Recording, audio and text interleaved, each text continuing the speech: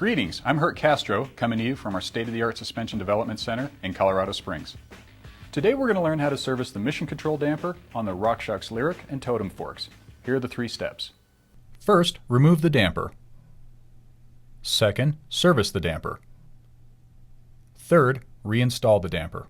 Unless you've done this many times before, we sure do recommend that you check out these RockShox product manuals, which are on the SRAM website as PDFs. Please print these out and read through them before you put your bike in the stand. Okay, enough preliminaries, let's get down to business.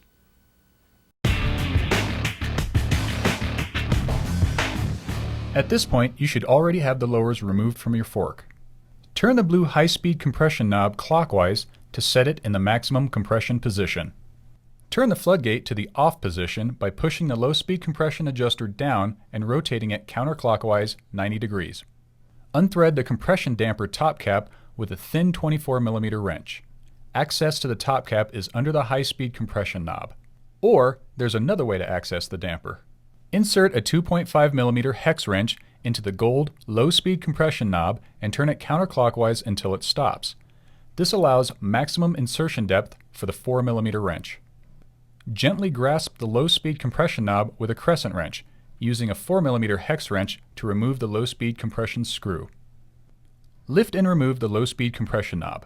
Using a 1.5mm hex wrench, loosen both retaining bolts on the high-speed compression knob, then remove the high-speed compression knob. This allows access to the top cap.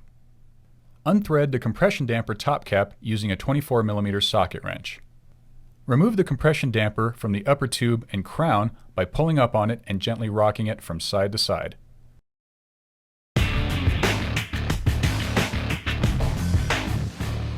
Inspect the glide ring on the compression damper piston assembly. Replace if necessary by applying a few drops of suspension oil to a new glide ring and reinstalling. Remove the fork from the bicycle stand and pour the remaining oil into the pan, then return the fork to the stand. Remove the rebound damper seal head retaining ring, which is located inside the bottom of the right upper tube, using an internal snap ring pliers. Pull out and remove the rebound damper assembly from the upper tube. Push upward on the rebound shaft to separate the rebound piston assembly from the rebound tube. Spray the rebound damper shaft with isopropyl alcohol and clean it with a rag. Inspect the surface of the rebound shaft. If there is noticeable damage, you'll need to replace the shaft assembly. Remove the inner and outer O-rings from the rebound seal head. If you're using a pick to remove the inner seal head O-ring, do not scratch the O-ring gland. Scratches may cause an oil leak. Apply a few drops of suspension oil to the new O-rings and reinstall them. Remove the glide ring from the rebound shaft assembly. Apply a few drops of suspension oil to the new glide ring and reinstall.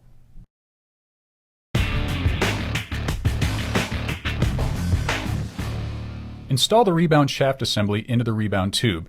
Be sure not to damage the rebound seal head inner O-ring by applying a bit of grease to the inside of the O-ring, then gently pushing the rebound shaft through the O-ring and seal head until the shaft is fully extended. Install the rebound assembly into the upper tube and secure with a retaining ring using internal snap ring pliers. Make sure the retaining ring is securely fastened in the upper tube groove. You can check this by using the snap ring pliers to rotate the retaining ring in the groove back and forth a few degrees. If it rotates easily, it's in. Measure and pour 5-weight suspension oil into the upper tube through the crown using 112 milliliters for the Lyric and 137 milliliters for the Totem. Correct oil volume is critical. Too much oil reduces available travel, which can lead to fork damage from the compression bottom out. Too little oil decreases damping performance.